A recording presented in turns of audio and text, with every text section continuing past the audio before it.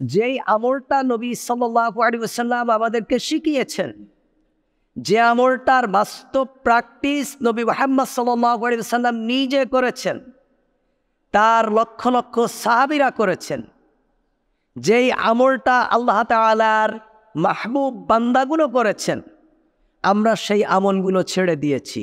সারা মাস কোনো রোজার খোঁজ নেই, ওই শবে বরাতের দিন আসলে, যেটাকে আমরা শবে বরাত মনে করি, এই নিসফু শাবানের দিন আসলেই আমরা কি রাখি?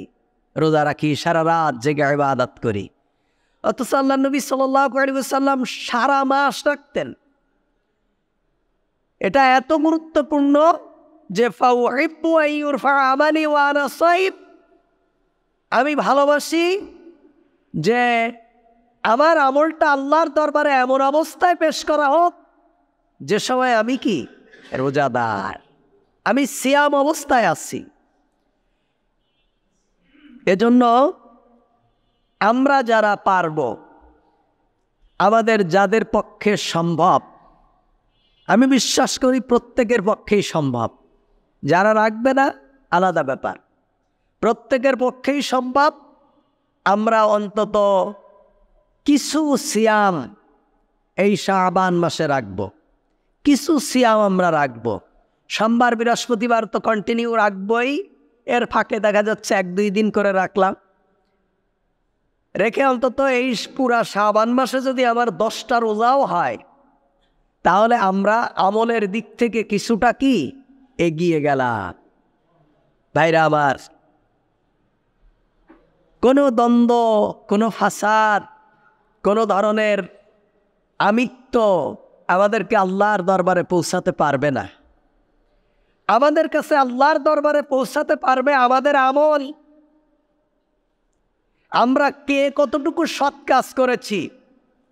যারা তর্ক করে, যারা বিতর্ক করে, যারা ফাসাদ সৃষ্টি করে, এরা আমল করে না। আর যারা আমল করে, এরা ফাসাদ সৃষ্টি করে না।